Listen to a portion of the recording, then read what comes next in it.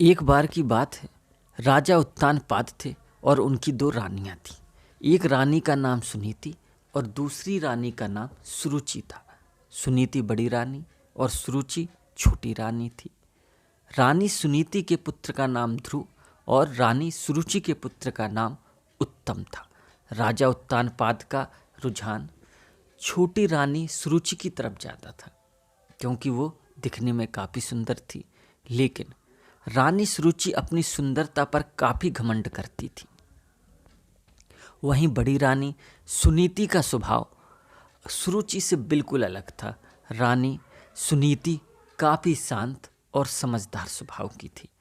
राजा का सुरुचि की तरफ अधिक प्रेम देखते हुए रानी सुनीति दुखी रहती थी। इसलिए वह अपना ज़्यादा से ज़्यादा वक्त भगवान की पूजा अर्चना करते हुए बिताती थी। एक दिन सुनीति के पुत्र ध्रुव अचानक अपने पिता राजा उत्तानपाद के गोद में जाकर बैठ गए। वह अपने पिता की गोद में बैठकर खेल ही रहे थे कि वहां छोटी रानी सुरुचि पहुंच गई। राजा के गोद में ध्रुव को बैठे देखकर रानी सुरुचि को गुस्सा आ गया। रानी ने ध्रुव को राजा के गोद से नीचे उतारते हुए कहा, तुम राजा के गोद में नहीं बैठ सकते हो। राजा की गोद और सिंहासन पर सिर्फ मेरे पुत्र उत्तम का अधिकार है। यह सुनकर ध्रुव को बहुत बुरा लगा। ध्रुव वहाँ से रोते हुए अपनी माँ के पास चला गया। ध्रुव को रोता देख माँ काफ़ी चिंतित हो गई और ध्रुव से उसके रोने का कारण पूछा। ध्रुव ने रोते हुए सारी बात बताई। ध्रुव की बात सुनकर माँ के आंखों में भी आंसू आ गए। ध्रुव को चुप कराते हुए सुनीति ने कहा, भगवान की आराधना में बहुत शक्ति है। अगर सच्चे मन से आराधना की जाए तो भगवान से तुम्हें पिता की गोद और सिंहासन दोनों मिल सकते हैं। माँ की बात सुनकर ध्रुव ने निर्णय कर लिया कि वह सच्चे मन से भगवान की आराधना करेंगे। ध्रुव अपने महल से भगवान की प्रार्थना करने जंगलों की तरफ निकल पड़े। उन्हें रास्ते में ऋषि नारद मिले। छोटे से ध्रुव को जंगलों की तरफ जाता देख नारद ने उन्हें रोका।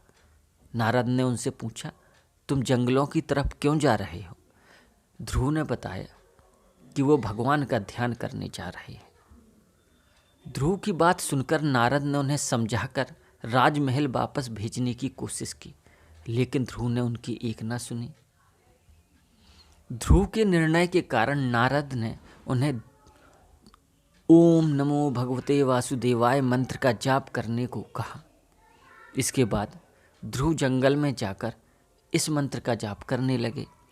उधर नारद ने महाराज उत्तानपाद को ध्रुव के बारे में बताया। बेटे के बारे में सुनकर महाराज का मन चिंतित हो गया। वह ध्रुव को वापस लाना चाहते थे, लेकिन नारद ने कहा, ध्रुव प्रार्थना में डूब गया है और अब वह वापस नहीं आएगा। उधर ध्रुव कठोर तपस्या में लगे रहे। कई दिन और महीने गुजर गए, लेकिन ध्रुव प्रार्थना करते रहे। इस बीच ध्रुव की भक्ति से प्रसन्न होकर भगवान हरि ध्रुव के सामने प्रकट हुए।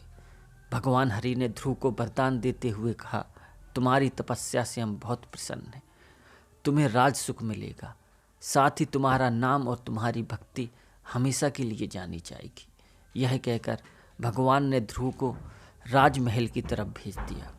भगवान के दर्शन पाकर ध्रुव भी बहुत खुश हुए और उन्हें प्रणाम कर महल की तरफ चले गए।